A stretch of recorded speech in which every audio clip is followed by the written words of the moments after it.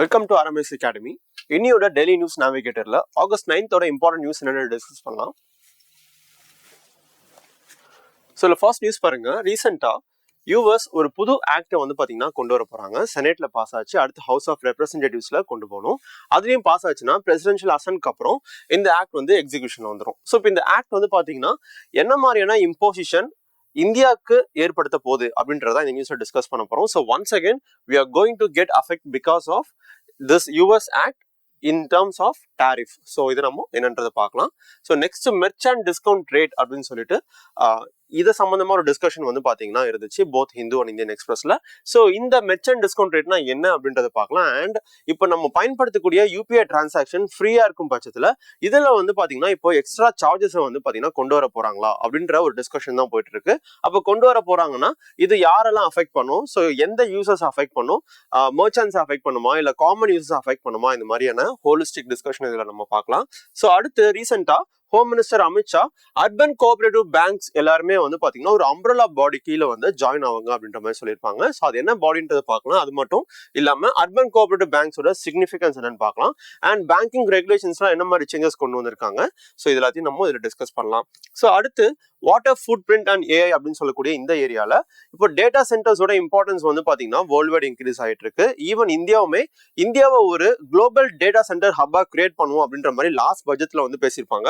அப்படி இருக்கும்போது இந்த மாதிரி ஒரு டெக்னாலஜிக்கல் டெவலப்மெண்ட் ஆஸ்பெக்ட்ல, எக்கனாமிக் டெவலப்மெண்ட் ஆஸ்பெக்ட்ல நம்ம சில இம்பார்ட்டன்ட் பாலிசி இனிஷியேட்டிவ்ஸ் கொண்டு வரும்போது இதுக்கு சைட்ல வந்து பாத்தீங்கன்னா இந்த வாட்டர் ஃபுட் பிரிண்ட் சொல்லக்கூடிய the cost of water degradation அப்படின்றது ஏற்பட போகுது. ஸோ அப்போ இந்த சினாரியோல இந்த போத் அனலைசிஸ் வந்து பாத்தீங்கன்னா நம்ம இதுல கேரி பண்ணலாம். அண்ட் எப்படி வந்து பேலன்ஸ்டா கொண்டு போகணுன்றதையும் நம்ம இதுல டிஸ்கஸ் பண்ணலாம். ஸோ அடுத்து யுரேனியம் மைனிங். ஸோ நம்ம கண்ட்ரில இண்டிஜினியஸ் ப்ரெஷரைஸ்டு ஹெவி வாட்டர் ரியாக்டர்ஸை வந்து செட்டப் பண்றதுக்கு முயற்சிகள் நடந்துட்டு இருக்கிற இந்த சினாரியோல நம்மளுக்கு தேவைப்படக்கூடிய நேச்சுரல் யுரேனியம் கம்ப்ளீட்டா நம்ம டிபெண்டா, அதாவது இம்போர்ட் டிபெண்டா மட்டுமே இருக்காம ஸோ நம்ம கண்ட்ரில அவைலபிளா இருக்கக்கூடிய யுரேனியம் ரிசோர்ஸ் வந்து பாத்தீங்கன்னா எக்ஸ்ப்ளாய்ட் பண்றதுக்கு என்ன மாதிரி ஆல்டர்னேட்டிவ் ஸ்டெப்ஸ் வந்து எடுக்கலாம்ன்றதை பத்தி பார்லிமெண்டரி ஸ்டாண்டிங் கமிட்டி ஒரு ரிப்போர்ட் கொடுத்திருப்பாங்க. ஸோ அதை பத்தி நம்ம இதுல டிஸ்கஸ் பண்ணலாம். அடுத்து இண்டெக்ஸ் ஆஃப் சர்வீஸ் ப்ரொடக்ஷன் அப்படின்னு சொல்லிட்டு ஒரு நியூ இண்டெக்ஸை வந்து பாத்தீங்கன்னா ministry of statistics program implementation கீழே கேரி அவுட் பண்ண போறாங்க. Already index of industrial production இருக்கு. மந்த்லி ஒன்ஸ் இண்டஸ்ட்ரியல் ஆக்டிவிட்டி எப்படி இருக்கு, எப்படி பெர்ஃபார்ம் ஆகுதுன்றது தெரிஞ்சுக்கிறதுக்கு அது ஹெல்ப் பண்ணும். அந்த மாதிரி நம்ம கண்ட்ரில சர்வீஸ் அப்படின்னு சொல்லக்கூடிய ஏரியா வந்து பாத்தீங்கன்னா பெட்டரா இன்னும் தெரிஞ்சுக்கிறதுக்கு இந்த இண்டெக்ஸ் ஹெல்ப் பண்ண போகுது. ஸோ அப்போ இந்த இண்டெக்ஸ் பத்தினா பேசிக் டீடைல்ஸ் எல்லாத்தையும் பார்க்கலாம். அது மட்டும் இல்லாம ட்ரெடிஷனல் டயட் அப்படின்ற ஆஸ்பெக்ட்ல ஒரு சயின்ஸ் செக்ஷன் வந்து நியூஸ்ல பாத்தீங்கன்னா நம்ம இந்தியாவில கேரி பண்ண சில ஒரு 8 ட்ரைபல் பீப்புள் பாப்புலேஷனை சூஸ் பண்ணி கண்டக்ட் பண்ண ஸ்டடியில ட்ரெடிஷனல் டயட்டை டிபெண்ட் பண்ணி இருக்கக்கூடியவங்களுக்கு கட் மைக்ரோபயம் பெட்டரா இருக்கு அப்படின்ற மாதிரி ஒரு ரிப்போர்ட் கொடுத்திருக்காங்க. இப்போ இன்டர்நேஷனல் லெவல்ல கேரி பண்ணக்கூடிய ஸ்டடியில இந்தியாவில இருக்கக்கூடிய கட் மைக்ரோபயம் ஸ்டடி வந்து பாத்தீங்கன்னா ரொம்ப கம்மியா இருக்கு அப்படின்றதையும் சொல்லியிருக்காங்க. அப்போ வாட் இஸ் கட் மைக்ரோபயம் பார்க்கலாம். அண்ட் அதோட சிக்னிஃபிகன்ஸ் டு த இண்டிவிஜுவல் அப்படின்றது என்னன்றதையும் நம்ம பார்க்கலாம். அடுத்து AI and multi drug resistant bacteria. So AI பயன்படுத்தி இந்த மல்டி ட்ரக் ரெசிஸ்டன்ட் பாக்டீரியாவை ரெடியூஸ் பண்ண முடியும் அப்படின்ற மாதிரி ஒரு அப்டேட் கொடுத்துருக்காங்க. இப்போ ஹெல்த் செக்டர்ல எப்படி ஏஐயோட இன்வால்மெண்ட் வந்து பார்த்தீங்கன்னா நம்மளுக்கு நிறைய பெனிஃபிட்ஸை ப்ரொவைட் பண்ணுதுன்றதையும் நம்ம இதில் டிஸ்கஸ் பண்ணலாம். ஸோ ஃபர்ஸ்ட் நியூஸ் பாருங்க. As US Senate clears bill 100% tariff threat looms அப்படின்னு சொல்லிட்டு ஒரு டிஸ்கஷன் இங்க கொடுத்திருக்காங்க. இப்போ இந்த பர்டிகுலர் நியூஸ் நம்ம இங்க பாக்கிறதுக்கான ரீசன் என்ன அப்படின்னு பாத்தீங்கன்னா ரீசெண்டா யூஎஸ் செனேட்ல வந்து ஒரு பில் பாஸ் பண்ணிருக்காங்க. அதாவது ஒரு பில் இப்போ ஹவுஸ் ஆஃப் ரெப்ரஸன்டேட்டிவ்ஸ்ல போய் பாஸ் ஆயிடுச்சு அப்படின்னா இது ஆக்டா மாறும். இந்த பர்டிகுலர் பில்லோட பேர் வந்து பாத்தீங்கன்னா Lindsey O Graham sanctioning Russia and Iran act of 2026 அப்படின்னு சொல்றாங்க. ஸோ இப்போ கரண்ட்லி வந்து ஈரான், ரஷ்யா இது ரெண்டு கண்ட்ரியும் தான் யூஎஸ்க்கு ஒரு மிகப்பெரிய சேலஞ்சிங் கண்டிஷன்ஸை வந்து போஸ்ட் பண்ணிட்டு இருக்கு. இப்போ ஒரு பக்கம் United States of America through their funding Ukraine மூலமா ரஷ்யாவை வந்து அட்டாக் பண்றாங்க. இதுலயும் அவங்களுக்கு காஸ்ட், அதாவது எக்கனாமிக்கல் டிகிரேடேஷன்றது ஏற்படுது. அனதர் சைட்ல வந்து பாத்தீங்கன்னா Iran crisis complete west Asian டிஃபென்ஸை வந்து யூஎஸ் ஃபோக்கஸ் பண்றதுனால இதுவும் ஒரு அனதர் சேலஞ்சா இருக்கும் போது இப்போ இந்த ரெண்டு கண்ட்ரியோட இன்கம் வேர் தேவர் கெட்டிங் ரிசீவிங் இன்கம் அப்படின்ற அந்த சோர்ஸை வந்து பாத்தீங்கன்னா கட் ஆஃப் பண்றதுக்கு, அதை டிக்ளைன் பண்றதுக்கு முயற்சிகள் இந்த ஆக்ட் மூலமா எடுக்கப்படுது. இந்த சோர்ஸை எப்படி கட் ஆஃப் பண்ண போறாங்க? இப்போ டைரக்டா சாங்ஷன்ஸ் லெவி பண்றது மட்டும் இல்லாம they are also going to plan to impose secondary sanctions. அப்போ இந்த செகண்டரி சாங்ஷன்ஸ்னால ஈவன் கண்ட்ரி லைக் இந்தியாவுமே வந்து அஃபெக்ட் ஆக போகுது அப்படின்றதான் நம்ம இந்த நியூஸ்ல இருந்து முக்கியமா எடுத்துக்க வேண்டிய டேக் அவே. ஓகே, ஸோ அது மட்டும் இல்லாம இந்த பர்டிகுலர் நியூஸ்ல வந்து பாத்தீங்கன்னா பேசிக்கா சாங்ஷன்ஸ்க்கும் டாரிஃப்ஸ்க்கும் என்ன டிஃபரன்ஸ் அப்படின்னு பார்த்தோம்னா, இப்போ ஒரு பர்டிகுலர் சாங்ஷன்ன்றது டிப்ளமேட்டிக்லி எடுக்கக்கூடிய ஒரு டிசிஷன், முக்கியமா இன்னொரு கண்ட்ரி மேல இம்போஸ் பண்ணக்கூடியது. அண்ட் இந்த இம்போசிஷன்ல வந்து பாத்தீங்க அப்படின்னா அந்த கண்ட்ரியோட பிஹேவியரை மாத்தணும், அந்த கண்ட்ரி வந்து இந்த மாதிரியான ஹார்ம்ஃபுல் ஆக்ட்ல இருந்து தட் இஸ் விலகி போகணும் அப்படின்ற ஒரு நோக்கத்தோட இந்த சாங்ஷன்ஸை வந்து இம்போஸ் பண்ணுவாங்க. ஸோ இதுவே வந்து டாரிஃப் அப்படின்னு எடுத்துக்கிட்டீங்க அப்படின்னா ஒரு கண்ட்ரில இருந்து இம்போர்ட் பண்ணக்கூடிய கூட்ஸ்க்கு லெவி பண்ணக்கூடிய இம்போர்ட் டாக்ஸ் அப்படின்றத டாரிஃப் அப்படின்னு சொல்லுவோம். ஸோ அப்போ இந்த ரெண்டு இடத்துக்கும் இருக்கக்கூடிய பேசிக் டிஃபரன்ஸ் பார்த்துக்கலாம். இதுலேயே செகண்டரி சாங்ஷன்ஸ் அப்படின்னு எடுத்துக்கிட்டோம்னா இப்போ டிப்ளமேட்டிக் ஆக்ஷனா வந்து பாத்தீங்கன்னா இங்க தட் இஸ் ரஷ்யா அண்ட் அதாவது ஈரான் அண்ட் ரஷ்யா மேல இம்போஸ் பண்ணக்கூடிய இந்த சாங்ஷன்ஸை வந்து பாத்தீங்கன்னா டைரக்டா அந்த கண்ட்ரி மட்டும் அஃபெக்ட் பண்ணாம செகண்டரி சாங்ஷன்ஸ்ல இப்போ ரஷ்யாக்கு இந்தியா வந்து ஒரு லார்ஜஸ்ட் க்ரூட் ஆயில் பர்ச்சேசரா இருக்காங்க. ஸோ அப்படி இருக்கும்போது நம்ம பே பண்ணக்கூடிய amount to the crude oil வந்து பாத்தீங்கன்னா ரஷ்யா டு வார் வித் உக்ரைனுக்கு வந்து பாத்தீங்கன்னா ஹெல்ப் பண்ணதா கன்சிடர் பண்ணி இப்போ இந்தியா போன்ற செகண்டரி சாங்ஷன்ஸ்ல அஃபெக்ட் ஆக போற countries like India, China, so இதுவும் வந்து பாத்தீங்கன்னா இந்த இடத்துல நம்ம தெரிஞ்சுக்கணும். அப்போ இவங்க எல்லாருமே செகண்டரி சாங்ஷனால அஃபெக்ட் ஆக போறாங்க. ஸோ அப்போ இந்த டேர்மையும் நம்ம இங்க ஞாபகம் வச்சுக்கலாம். இது இல்லாம வந்து பாத்தீங்கன்னா இப்போ இந்த மாதிரி ஒரு டிசிஷன் வந்து சப்போஸ் எடுத்துட்டாங்கன்னா இந்தியாவுக்கு என்ன மாதிரியான முடிவுகள் எடுக்கப்படும்ன்றதையும் நம்ம இதுல மெயினா தெரிஞ்சுக்கணும். ஸோ அதுதான் வந்து பாத்தீங்கன்னா ஸ்ட்ராட்டஜிக் அட்டானமி அப்படின்னு சொல்லுவாங்க. இந்தியா அவங்களோட என்டையர் ஹிஸ்டரியில பார்த்தோம் அப்படின்னா ஸோ நம்ம ஒரு கண்ட்ரியோட forcible actionsக்கு வந்து அபைட் ஆகாம we are completely focusing to take action independent of irrespective of any country's pressure. So அதுதான் வந்து ஸ்ட்ராட்டஜிக் அட்டானமின்னு சொல்லுவோம். நம்ம தான் முடிவு பண்ணோம் ரஷ்யா கிட்ட இருந்து க்ரூட் ஆயில் பர்ச்சேஸ் பண்ணணும்ட்டு. ஈவன் தோ இப்போ ரஷ்யா இம்போஸ் பண்ணக்கூடிய சாங்ஷன்ஸ் வந்து ஹெவியரா இருந்தாலும் அந்த சினாரியோலுமே வந்து India will decide whether to continue the purchase of oil with Russia or not. So அதுதான் வந்து ஸ்ட்ராட்டஜிக் அட்டானமின்னு சொல்லுவாங்க.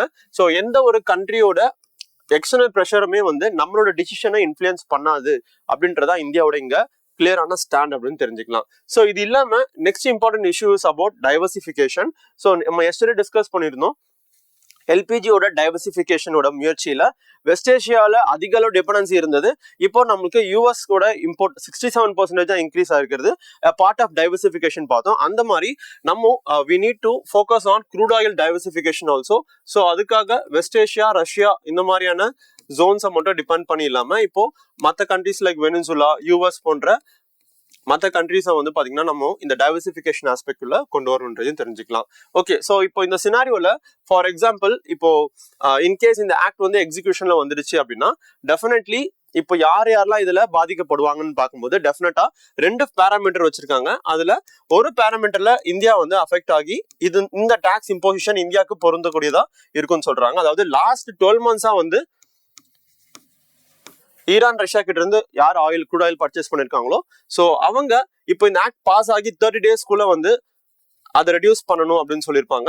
ஸோ இன்கேஸ் நம்ம அந்த மாதிரி முயற்சிகள் எடுக்கிறோம் அப்படின்னா 30 daysக்குள்ள திரும்பியும் வெஸ்ட் ஏஷியா கிட்ட இருந்து நம்ம west Asian countries like Saudi, மற்ற கல்ஃப் கண்ட்ரிஸ் கிட்ட இருந்து நம்ம ஆயிலை இம்போர்ட் பண்றதுக்கு முயற்சிகள் எடுக்கிறோம் அப்படின்னா definitely it will be the time consuming process. 30 daysக்குள்ள அது பண்றதுன்றது சேலஞ்சபிள் திங். ஸோ அதனால இந்தியா வந்து பாத்தீங்கன்னா இந்த டாக்ஸ்னால அஃபெக்ட் ஆக போறாங்க அப்படின்றதுதான் வந்து இந்த நியூஸ்ல நம்ம முக்கியமா தெரிஞ்சுக்கணும். ஸோ இது இல்லாம இப்போ WTOட ப்ரொவிஷன் பாத்தீங்கன்னா there is a provision called as most favoured nation status. So இப்போ இந்த most favoured nation status India US இந்தியாவுக்கும் கொடுத்துருக்கூடிய இந்த சினாரியோல இப்போ ஒரு கண்ட்ரியோட இம்போர்ட்ஸ் அண்ட் எக்ஸ்போர்ட்ஸ்க்கு எக்ஸஸ் ஆஃப் டாரிஃப் வந்து விதிக்கிறாங்க அப்படின்னா it is against the provision of this most favoured nation. அப்போ global unity with respect to the exchange of goods like import and எக்ஸ்போர்ட்ல தான் வந்து பாத்தீங்கன்னா இதோட பெனிஃபிட்ஸ் நம்ம பார்க்க முடியும். பட் ஆனா இந்த மாதிரியான டாரிஃப் டிசிஷன்ஸ், சாங்ஷன்ஸ் வந்து பாத்தீங்கன்னா இதுக்கு அகேன்ஸ்டா இருக்குன்றதையும் சொல்றாங்க. ஸோ நெக்ஸ்ட் இப்போ இந்தியா ரஷ்யாவோட டைஸ் வந்து பாத்தீங்கன்னா இயர் ஆன் இயர் வந்து இம்ப்ரூவ் ஆகிட்டு தான் இருக்கு. பட் ஆனா with respect to defence import Russia கிட்ட நம்ம கேரி பண்ணக்கூடிய டிஃபென்ஸ் இம்போர்ட்ஸ் குறைஞ்சிருக்கு. அதுக்கு reason India is focusing on completely making the indigenous goods. So indigenous defence manufacturing நம்ம அதிகமாக ஃபோக்கஸ் பண்ணியிருக்கோம். பட் ஆனா apart from this India Russia ties well benefit.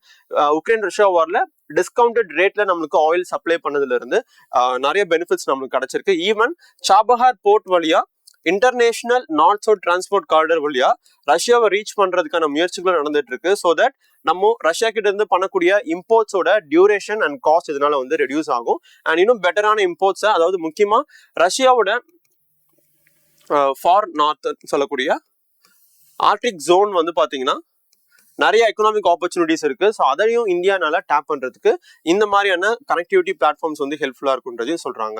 Okay, இப்போ சமீபத்தில் நம்ம நியூஸ் டிஸ்கஸ் பண்ணியிருந்தோம்.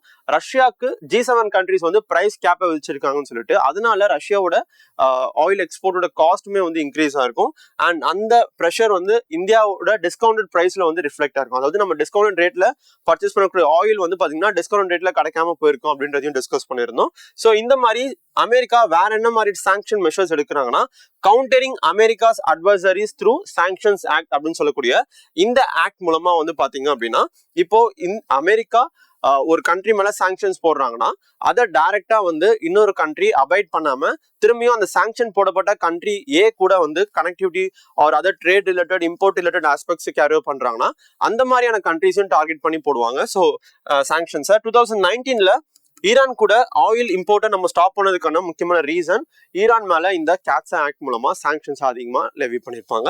So joint comprehensive plan of action அப்படின்னு சொல்லக்கூடிய ஈரான் யூஎஸ் நியூக்ளியர் டீல் வந்து பாத்தீங்கன்னா ஃபெயிலியர்ல முடிஞ்சிருக்கக்கூடிய ஒரு வெளிப்பாடு தான் இந்த கேட்ஸா ஆக்ட் மூலமா 2019 இந்த சாங்ஷன்ஸ் போட்டிருப்பாங்க. ஸோ இந்தியாவுமே வந்து வேற வழி இல்லாம we completely reduce the oil import from Iran. So அப்போ இந்த மாதிரி சினாரியோல how India is going to take decision in under the terms of strategic autonomy அப்படின்றதெல்லாம் நம்ம அடுத்தடுத்து வரக்கூடிய நியூஸ்ல பார்க்கலாம். இப்போ இது இன்னும் இந்த ஆக்ட் பாஸ் ஆகல. இன்கேஸ் ஹவுஸ் ஆஃப் ரெப்ரசன்டேட்டிவ்ஸ்ல பாஸ் ஆயிடுச்சு அப்படின்னா பிரசிடென்ஷியல் அசன்க்கு அப்புறம் இது எக்ஸிகியூஷனுக்கு வரும்.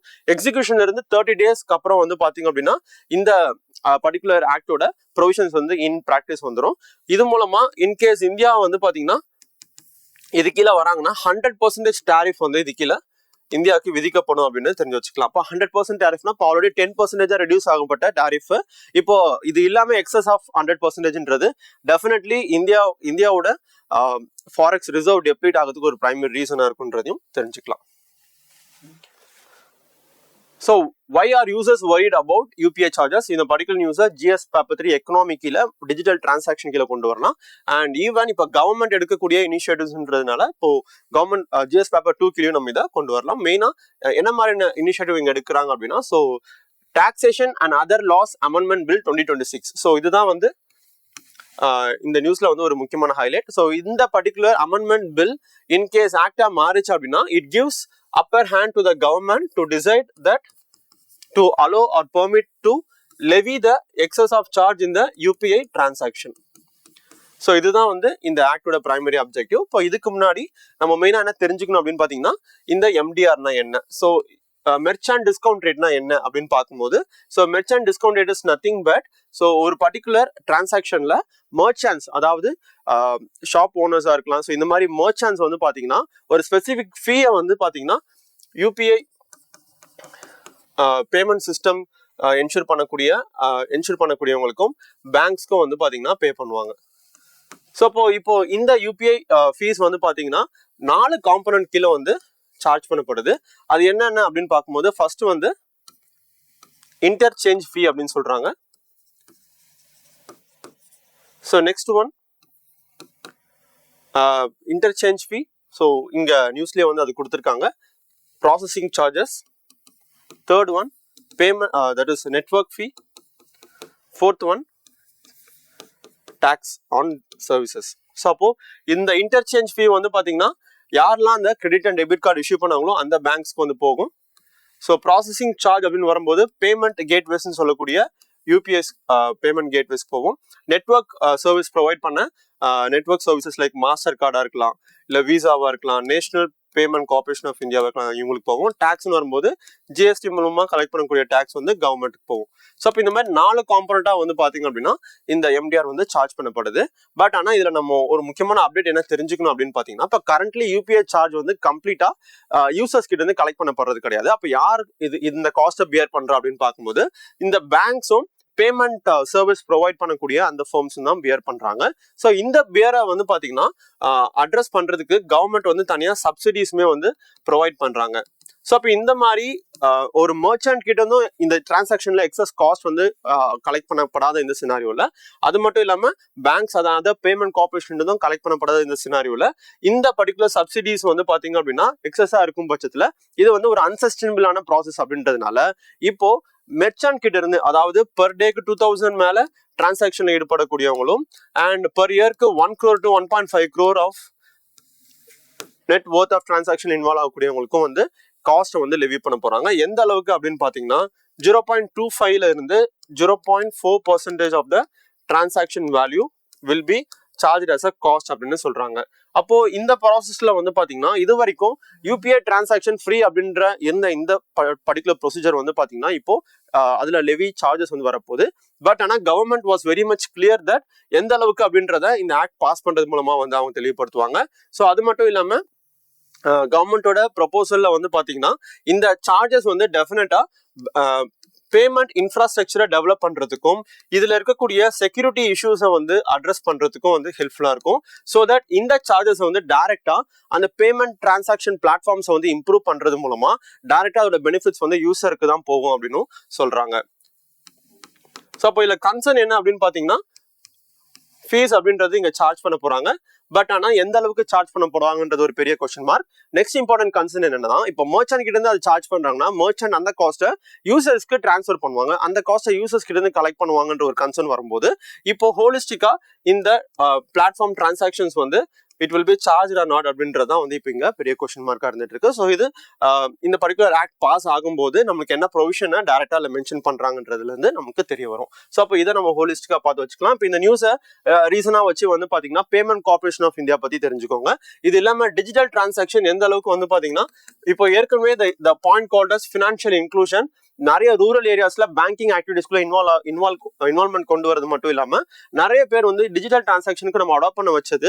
இப்போ இந்த மாதிரி சார்ஜஸ் ஆர் ஃபீஸ் அப்படின்றது நம்ம இதுல கலெக்ட் பண்றோம் அப்படின்னா திரும்பியும் ஒன்ஸ் அகெயின் கேஷ் டிரான்சாக்ஷனுக்கு மாறிடுவாங்களோ அப்படின்ற ஒரு ஃபியருமே வந்து இதுல அதர் கான்சிக்வன்ஸா வெளியே வருதுன்றதையும் தெரிஞ்சுக்கலாம்.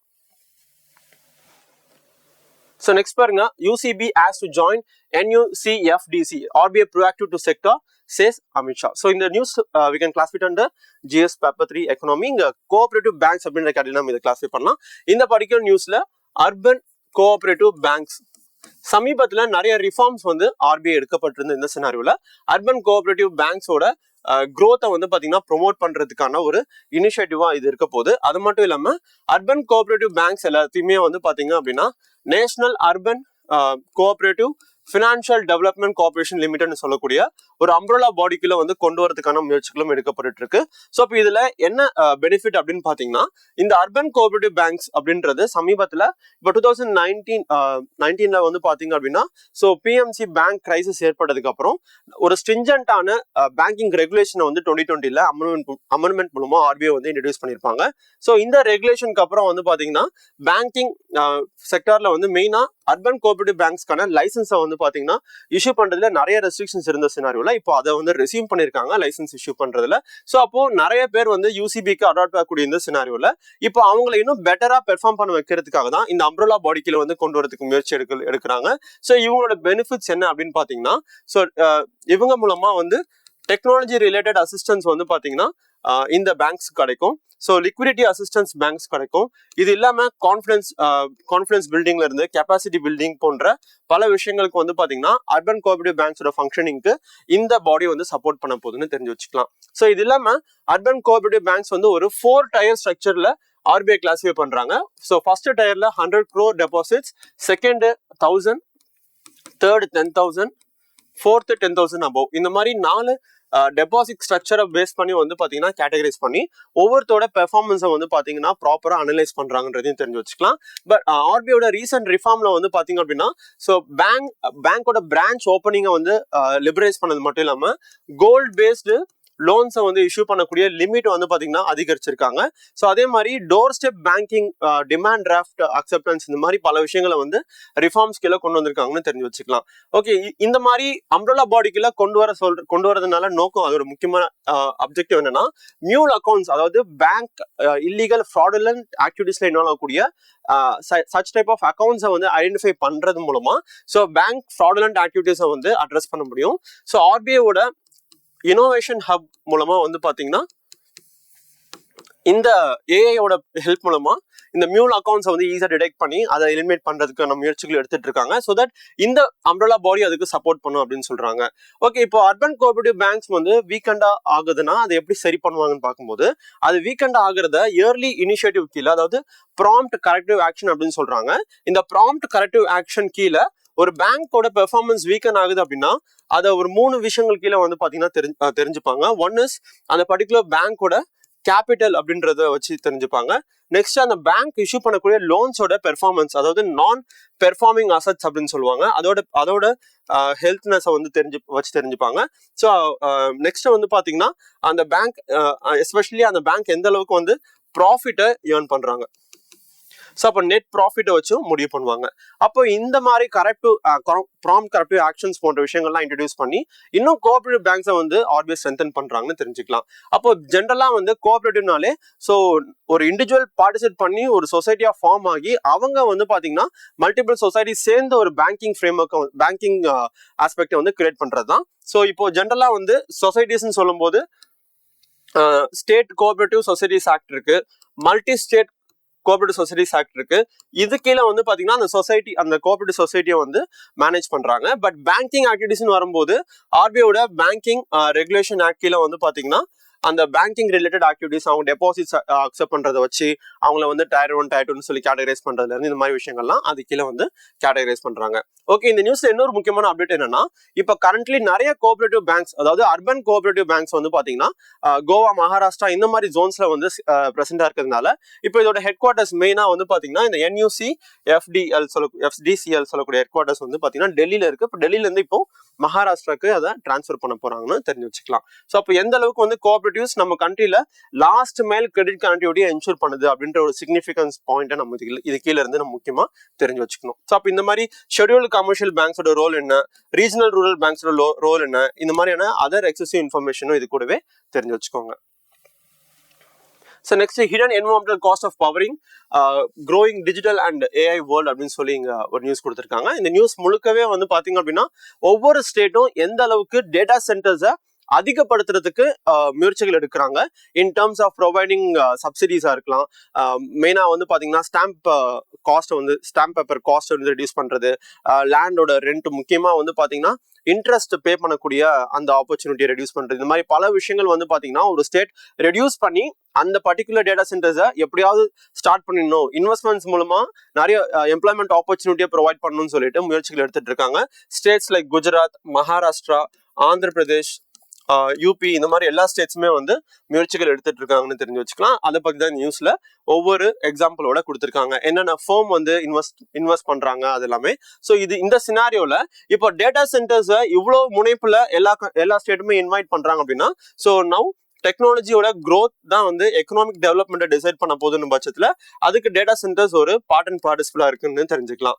அப்போ இது ஒரு பக்கம் எசென்ஷியல் அப்படின்னு சொன்னாலும் இதுக்கு ஈக்குவலண்டா வந்து பாத்தீங்க அப்படின்னா வாட்டர் ஃபுட் பிரிண்ட் அப்படின்ற ஒரு காஸ்ட், அதாவது ஒரு ப்ராடக்ட் ஆர் ஒரு விஷயத்தை டெவலப் பண்றாங்கன்னா அதுக்கு பின்னாடி இருக்கக்கூடிய எந்த அளவுக்கு ஆஃப் வாட்டர் கன்சப்ஷன் அப்படின்றது தான் இந்த வாட்டர் ஃபுட் பிரிண்ட் சொல்றாங்க.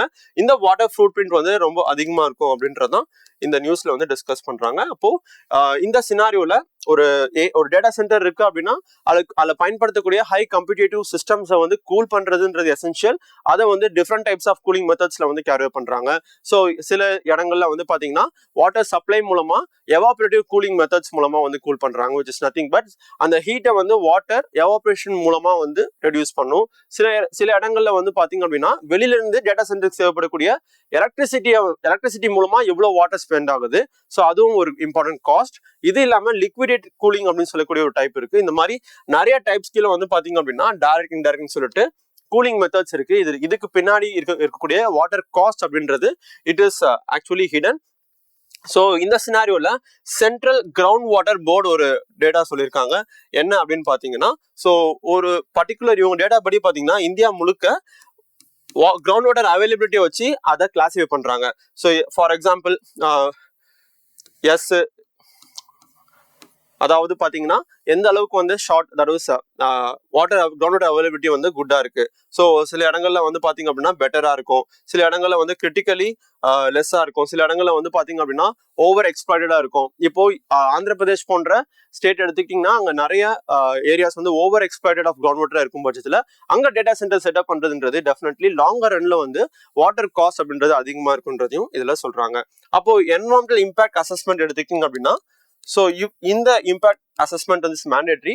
இப்போ ஒரு ப்ராஜெக்ட் வந்து செட்டப் பண்றாங்கன்னா அந்த ப்ராஜெக்ட்டை வந்து EIA அசஸ்மெண்ட் கீழே கொண்டு வருவாங்க. தட் இஸ் நத்திங் பட் அந்த ப்ராஜெக்ட்னால பேக்ரவுண்ட்ல எவ்வளவு என்வரான்மெண்டல் காஸ்ட் இருக்கும் அப்படின்றத கனெக்ட் பண்ணி ஸோ அதை ரெடியூஸ் பண்றதுக்கான முயற்சிகள் எடுப்பாங்க. இதுல லோக்கல் கமிட்டி பார்ட்டிசிபேஷன் இன் டிசிஷன் மேக்கிங் கூட வந்து என்கரேஜ் பண்ணுவாங்க. பட் 2020 நோட்டிபிகேஷனுக்கு அப்புறம் வந்து பாத்தீங்கன்னா கம்யூனிட்டி பார்ட்டிசிபேஷன் போன்ற விஷயங்கள்லாம் வந்து டிக்ளைன் ஆயிருக்கும். ஈவன் போஸ்ட் ஃபேக்டர் கிளியரன்ஸ்க்குமே வந்து அக்ரி கொடுத்துருப்பாங்க. விச் இஸ் நத்திங் பட் அந்த ப்ராஜெக்ட் செட்டப் பண்ணி முடிச்சதுக்கு அப்புறம் கொடுக்கப்படக்கூடிய அப்ரூவலை தான் வந்து போஸ்ட் ஃபேக்டர் கிளியரன்ஸ் அப்படின்னு சொல்லுவாங்க. ஸோ அந்த வரைக்கும் வந்து பாத்தீங்கன்னா இங்க சேஞ்சஸ் இன் EIA வந்து நடக்கிறதுனால ஸோ இந்த மாதிரி டேட்டா சென்டர்ஸுமே வந்து ப்ராப்பரான என்வரான்மெண்டல் அசஸ்மெண்ட் அப்படின்றது கேரியர் பண்ணுன்ற ஒரு பாயிண்ட் இவங்க ஆட் பண்ணிருக்காங்க. ஸோ இது இல்லாம data centres will consume more amount of electricity. அப்படி இருக்கும்போது ரினியூவபிள் எனர்ஜியா 100% வந்து இந்த எலக்ட்ரிசிட்டி சப்ளைக்கு வந்து பயன்படுத்தலாம் அப்படின்ற ஒரு பாயிண்ட்டும் கொடுத்துருக்காங்க. ஸோ இது இல்லாம நிறைய கிரவுண்ட் வாட்டர் இம்ப்ரூவ் பண்ணக்கூடிய ஸ்கீம்ஸ் பார்க்கும்போது அடல் புஜல் யோஜனா மெயினா ஞாபகம் வச்சுக்கோங்க. கிரவுண்ட் வாட்டரை ஸ்பெசிஃபிக்கா மையமா வச்சு கம்யூனிட்டி பார்ட்டிசிபேஷன் மூலமா கிரவுண்ட் வாட்டரை இன்க்ரீஸ் பண்றதுக்கு ஸ்டெப்ஸ் எடுக்கிறாங்க. இது இல்லாம வந்து பாத்தீங்கன்னா நேஷனல் வாட்டர் பாலிசி இருக்கு which focus on increasing ground water.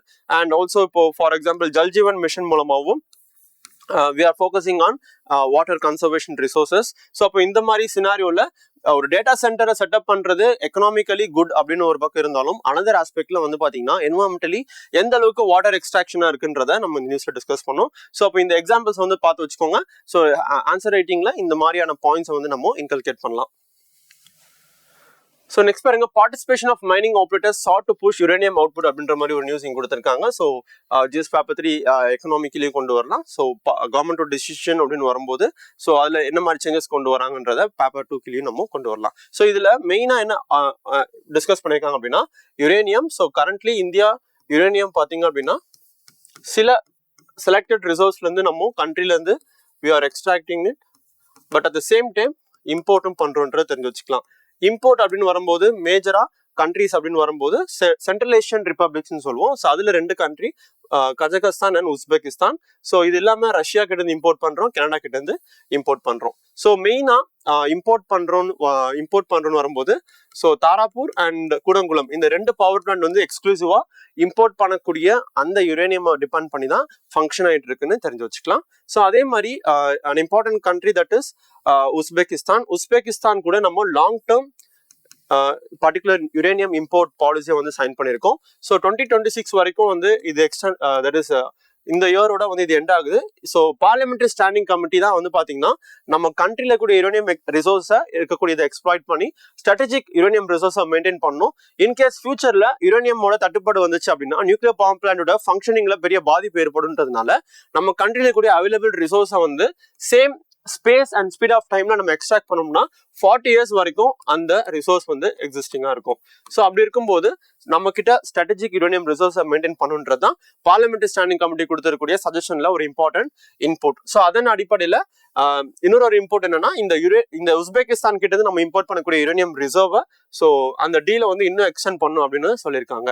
So இது 2 இம்போர்ட்டை தாண்டி மெயினா ஒரு விஷயம் என்ன சொல்லியிருக்காங்க அப்படின்னு பாத்தீங்கன்னா இப்போ ஒரு ஏரியாவை மைன் பண்ணும் அப்படின்னா மைனிங் லீஸ் ஹோல்டர் ஒருத்தங்க இருப்பாங்க. Usually government and other PSUs இருப்பாங்க. ஸோ இவங்க இப்போ கரண்ட்லி வந்து பாத்தீங்கன்னா the sole authority to mine the specific zone of uranium அப்படின்னு பாத்தீங்கன்னா ஸோ நம்ம கண்ட்ரில uranium corporation of India limited இவங்க மட்டும்தான் மைனிங் ரைட்ஸ் அப்படின்றத கரண்ட்லி வச்சிருக்காங்க. இப்போ இவங்க கீழே வந்து பாத்தீங்க அப்படின்னா 10% ஆஃப் அதர் ஏரியாஸை மைன் பண்றதுக்கு ஸோ மற்ற ஸ்டேக் ஹோல்டர்ஸ் மெயினா வந்து பாத்தீங்கன்னா மைன் டெவலப்பர்ஸ் கம் ஆப்ரேட்டர்ஸ் சொல்லக்கூடிய MDOஸ்க்கு வந்து விடலாம் அப்படின்ற ஒரு நியூஸ் தான் கொடுத்துருக்காங்க. ஸோ தட் இது மூலமா நம்மளோட மைனிங் ஆப்ரேஷன்ஸை இன்னும் பெட்டர் அண்ட் எஃபிஷியன்டா கேரியர் பண்ண முடியும் அப்படின்றதுனால தான். பட் ஆனா with respect to the oversight of department of atomic energy, ஏன்னா டைரக்டா இவங்க தான் வந்து பாத்தீங்கன்னா பிரைம் மினிஸ்டர் கிட்ட ரிப்போர்ட் பண்றாங்க related to the uranium mining and other nuclear performance activities in our country. So இது எல்லாமே பண்றதுக்கான முக்கியமான நோக்கம் என்ன அப்படின்னு பாத்தீங்கன்னா நீட் ஆஃப் எலக்ட்ரிசிட்டி, அதையும் நான் பாசிபிள் சோர்ஸ்ல இருந்து அதிகப்படுத்தணுன்றதான் முக்கியமான நோக்கம். ஸோ நம்ம என்ன பிளான் வச்சிருக்கோம் அப்படின்னு பாத்தீங்கன்னா 2047 100 ஜிகாவாட் ஈக்குவலண்ட்டை ரீச் பண்ணும் அப்படின்னு சொல்லிட்டு. ஸோ கரண்ட்லி வந்து பாத்தீங்கன்னா 8.7 ஜிகாவாட் ஈக்குவலன் தான். ஸோ இந்த இன்க்ரீஸ் டார்கெட்டையும் நம்ம இதுல முக்கியமா ஞாபகம் வச்சுக்கலாம். ஸோ அப்போ நம்ம கண்ட்ரில யுரேனியம் ரிசர்வ் இருக்கான்னு கேட்டீங்கன்னா இருக்கு. பட் ஆனா it is very very restricted and closed and it is not available and scattered all the places. So அப்படி இருக்கும்போது இதை நம்ம இருக்கக்கூடிய அவைலபிள் ரிசோர்ஸை மைண்ட் பண்ணுறது வெரி வெரி எசென்ஷியல்ன்றதை இங்கே சொல்லியிருக்காங்க. So atomic minerals directorate for exploitation and research, இதை ஷார்ட்டா AMD அப்படின்னு சொல்லுவாங்க. இவங்க என்ன ரிப்போர்ட் கொடுத்துருக்காங்கன்னா currently 4,31,000 tons of in situ uranium resource வந்து அவைலபிளா இருக்கு. ஸோ இந்த ரிசோர்ஸ் இப்போ வந்து பாத்தீங்கன்னா கரண்ட்லி 80,000 அப்ராக்சிமேட்டா 80,423 tons மட்டும் தான் வந்து பாத்தீங்கன்னா யுரேனியம் கார்பரேஷன் ஆஃப் இந்தியாவுக்கு டிரான்ஸ்ஃபர் பண்ணிருக்காங்க. ஸோ அப்போ இந்த அளவுக்கு அவைலபிள் ரிசோர்ஸா மைண்ட் பண்ணணும் அப்படின்றதான் இந்த நியூஸோட முக்கியமான அப்டேட். எப்படி வந்து ஸ்ட்ராட்டஜிக்கலி ஒரு பெட்ரோலியம் ரிசர்வ் மெயின்டைன் பண்றோமோ, எப்படி சஜஷன்ல LPGக்கு ஒரு ரிசர்வ் மெயின்டைன் பண்ணணும்னு சொல்றோமோ, அந்த மாதிரி இந்தியாவோட வெரி வெரி பேக்போனா இருக்கக்கூடிய எலக்ட்ரிசிட்டி செக்டார்ல நியூக்ளியர் எனர்ஜி கோஆபரேஷன் அதிகமா, தட் இஸ் கான்ட்ரிபியூஷன் அதிகமா இருக்கு. அப்படி இருக்கும்போது இதுக்கு ஒரு செப்பரேட்டான ஒரு இண்டிபெண்டன்ட் ஒரு ஸ்ட்ராட்டஜிக் ரிசர்வை வந்து மெயின்டைன் பண்ணுன்றதுதான் இந்த நியூஸ்ல வந்து ஒரு இம்பார்ட்டன்ட் மேண்டேட்டா கொடுத்திருக்காங்க. ஸோ இதை நம்ம மெயினா இங்க பார்த்து வச்சுக்கலாம். ஸோ நம்ம இது கூடவே என்ன விஷயங்கள் தெரிஞ்சுக்கணும்னா சாந்தி ஆக்ட் பத்தி பார்த்துக்கோங்க. எப்படி சிவில் நியூக்ளியர் கோஆபரேஷனோட ஸ்ட்ரென்த் நம்ம இன்க்ரீஸ் பண்ணிருக்கோம், பிரைவேட் பார்ட்டிசிபேஷன் இந்த நியூக்ளியர் செக்டார் எப்படி இன்க்ரீஸ் பண்ணப்பட்டிருக்கு, அண்ட் அட்டாமிக் எனர்ஜி ரெகுலேட்டரி போர்டோட ஃபங்க்ஷன்ஸ் எப்படி வந்து பாத்தீங்கன்னா இன்க்ரீஸ் ஆயிருக்கு. ஸோ இந்த மாதிரி அதர் இன்ஃபர்மேஷன்ஸ் இது கூடவே பார்த்து வச்சுக்கோங்க. ஸோ யுரேனியம் டெபாசிட்ஸ் எங்கெல்லாம் இருக்கு அப்படின்னு சொல்லி ஒரு ஷார்ட் மேப்பிங் கொடுத்துருக்காங்க. ஸோ மெயினா வந்து பாத்தீங்கன்னா Rajasthan, north Delhi fold belt, மேகாலயாவில் இருக்கக்கூடிய மகாதேக் பேசின், ஜார்க்கண்ட்ல இருக்கக்கூடிய சிங்பம் ஷியர் ஜோன், கர்நாடகாவில் இருக்கக்கூடிய பீமா பேசின், தெலுங்கானாவில் இருக்கக்கூடிய north Kadapa basin, so Andhra பிரதேசில் இருக்கக்கூடிய south Kadapa basin. So Telangana ஆந்திராவில் எடுத்துக்கிங்கன்னா இப்போ தும்லாப்பள்ளி அப்படின்னு சொல்லக்கூடிய பிளேஸ்ல இந்த யுரேனியம் வந்து நேஷனல் அது nuclear power corporation of India limited கீழே வந்து பாத்தீங்க அப்படின்னா ஸோ அதையுமே வந்து ப்ராசஸ் யுரேனியம் ஓர்ஸை ப்ராசஸ் பண்ணி so uranium that is yellow கேக்குன்னு சொல்லுவாங்க. Yellow cake is nothing but uranium before enrichment முன்னாடி இருக்கக்கூடிய ஒரு ஸ்டேட், அந்த ஸ்டேட்டை வந்து ரெடி பண்ணி நம்ம நியூக்ளியர் ரியாக்டருக்கு சப்ளை பண்ணுவாங்க. ஸோ அப்போ இந்த பர்டிகுலர் பேசின் அதாவது டெபாசிட்ஸ் எங்க இருக்குன்றத ஜஸ்ட் நம்ம பார்த்து வச்சுக்கலாம். நெக்ஸ்ட் பாருங்க, IRDA ask insurers to submit data for ISP. So இந்த பர்டிகுலர் நியூஸோட சிக்னிஃபிகன்ஸ் பார்த்தீங்கன்னா நம்ம இன்ட்ரடக்ஷன்ல பார்த்த மாதிரி இண்டெக்ஸ் ஆஃப் இண்டஸ்ட்ரியல் ப்ரொடக்ஷன், நம்ம கண்ட்ரியோட ப்ரொடக்ஷன் அதாவது இண்டஸ்ட்ரியல் ஆக்டிவிட்டிஸை பத்தி தெரிஞ்சுக்கிறதுக்கு அதோட பெர்ஃபார்மன்ஸ் இன்க்ரீஸ் ஆகுதா டிக்ரீஸ் ஆகுதா, என்ன மாதிரி இமீடியட்டான பாலிசி சப்போர்ட் தரணும், இந்த மாதிரியான விஷயங்களை உடனுக்குடன் தெரிஞ்சுக்க முடியறது மாதிரி நம்ம கண்ட்ரில சர்வீஸ் செக்டர் அதாவது கிராஸ் வேல்யூ அடிஷன் சொல்லக்கூடிய ஏரியாஸ்ல சர்வீஸ் செக்டர் தான் வந்து பாத்தீங்க அப்படின்னா 50% மேல கான்ட்ரிபியூட் பண்றதுனால ஸோ அப்போ நம்ம இதை பத்தின டேட்டாஸ்மே வந்து இமீடியட்டா தெரிஞ்சுக்கணும் அப்படின்றதான் இந்த பர்டிகுலர் நியூஸோட ஒரு இம்பார்ட்டன்ட் அப்ஜெக்டிவ். ஸோ இப்போ இங்க ஹெல்த் செக்டார், எஜுகேஷன் செக்டாரோட இன்சூரன்ஸ் ரிலேட்டட் டேட்டாஸை கலெக்ட் பண்றதுக்கான ஒரு கைட்லைன்ஸை IRDA அதாவது insurance regulatory development authority of India issue பண்ணியிருக்காங்க. ஸோ அப்போ இந்த நியூஸ்ல ஒரு பார்ட் தான் வந்து பாத்தீங்கன்னா நம்ம பார்க்கக்கூடிய ஒரு மெயினான நியூஸான index of service production. So இந்த பர்டிகுலர் சர்வீஸ் இந்த இண்டெக்ஸ் வந்து பாத்தீங்கன்னா ministry of statistics and programme implementation release பண்றாங்க. ஸோ டெக்னிக்கல் அட்வைசரி கமிட்டியோட உதவி மூலமா அண்ட் இதுக்கு பேஸ் இயர் 2024-2025 மேபி இதை வச்சு கேட்க வாய்ப்புகள் நிறைய இருக்கு. ஓகே, ஸோ இந்த particular indicator will be the first monthly indicator specifically focus on service related activities in our country. So அது மட்டும் இல்லாம இந்த பர்டிகுலர் இண்டெக்ஸ்க்கு எங்கெங்கெல்லாம் டேட்டா எடுக்கிறாங்கன்னா GST data, administrative data like service sectors like railways, aviation, banking, insurance இந்த மாதிரியான ஏரியாஸ்ல இருந்து ஹெல்த் எஜுகேஷனோட டேட்டாஸ் ஃப்ரம் ASI SSC இவங்களோட ரிப்போர்ட் டேட்டாவுமே வந்து கலெக்ட் பண்றாங்க. இதனால நம்ம சர்வீஸ் செக்டர் இன்னும் பெட்டரா எப்படி பெர்ஃபார்ம் பண்ணுதுன்றது தெரிஞ்சுக்க முடியும். பாலிசி மேக்கிங் அண்ட் மானிட்டரிங்க்கு இன்னும் பெட்டரான இம்ப்ரூவ்மெண்ட் கிடைக்கும். ஸ்டாட்டிஸ்டிக்கலி தட் இஸ் இந்தியாவோட ஸ்டாட்டிஸ்டிக்ஸ் சிஸ்டம் கரண்ட்லி ப்ரொடக்ஷனை மட்டும் ஃபோக்கஸ் பண்ணி இல்லாம சர்வீஸையும் ஃபோக்கஸ் பண்ணுது அப்படின்றத நம்ம இந்த டேட்டா மூலமா ஈஸியா தெரிஞ்சுக்க முடியும். இப்போ காமன் அசம்ஷன் என்ன அப்படின்னு பாத்தீங்கன்னா பிரைமரி, செகண்டரி, டெர்ஷரி அப்படின்னு சொல்லும்போது டெர்ஷரியில இருந்து தான் வந்து அதிகமான GDP கான்ட்ரிபியூஷன் இருக்கிறதுனால அதோட பெர்ஃபார்மன்ஸ் மந்த்லி தெரிஞ்சுக்கிறது ரொம்ப ரொம்ப ஹெல்ப்ஃபுல்லா நம்மளுக்கு இருக்குன்றதான் இந்த இண்டெக்ஸோட முக்கியமான objective. So 53% of India's GVA வந்து பாத்தீங்கன்னா சர்வீஸ் தான் கான்ட்ரிபியூட் பண்ணுது. ஸோ அப்போ இந்த பேசிக் இன்ஃபர்மேஷன் நம்ம இதுல பார்த்து வச்சுக்கலாம். Next, traditional diets shape unique gut microbiomes of Indian tribes. So இந்த நியூஸோட முக்கியமான அப்டேட் என்ன அப்படின்னு பாத்தீங்கன்னா இந்த பர்டிகுலர் நியூஸ்ல இந்தியாவில கூடிய செலக்டிவ் 8 ட்ரைப்ஸ்ல வந்து பாத்தீங்க அப்படின்னா கண்டக்ட் பண்ண கட் மைக்ரோபயம் ஸ்டடியில வந்து பாத்தீங்கன்னா என்ன ஃபைனல் பண்ணிருக்காங்கன்னா யூனிக்கான கட் மைக்ரோபயம்ஸோட பிரசன்ஸ் இருக்கு அப்படின்னு சொல்றாங்க. பிகாஸ் இவங்க ட்ரெடிஷனல் ஃபுட்டை ஃபாலோ பண்ணதுனால. அப்போ கட் மைக்ரோபயம்ல இவங்க அதாவது இவங்களோட ட்ரெடிஷனல் ஃபுட்ஸை, ட்ரெடிஷனல் டயட்ஸை ஃபாலோ பண்ணதுனால மெயினா வந்து பாத்தீங்கன்னா kind of bacteria named Bifidobacterium. So probiotic conditions அதிகமா எடுக்கக்கூடிய அந்த that is a கட்க்கு வந்து பாத்தீங்க அப்படின்னா இந்த பாக்டீரியோட பிரசன்ஸ் இருக்கும் which is nothing but which is reflecting a specific diet வந்து பாத்தீங்கன்னா அவங்க யூனிக்கா எடுக்கிறாங்க அப்படின்றது தான். ஸோ அதிகமான ஃபைபர் கண்டென்ட் இருக்கக்கூடிய டயட், அதிகமா வந்து பாத்தீங்க அப்படின்னா மில்க் வந்து கன்சியூம் பண்ணக்கூடிய டயட். ஸோ இந்த மாதிரி விஷயங்கள் வந்து இந்த ரிசல்ட்டுக்கு ரீசனா இருக்கு.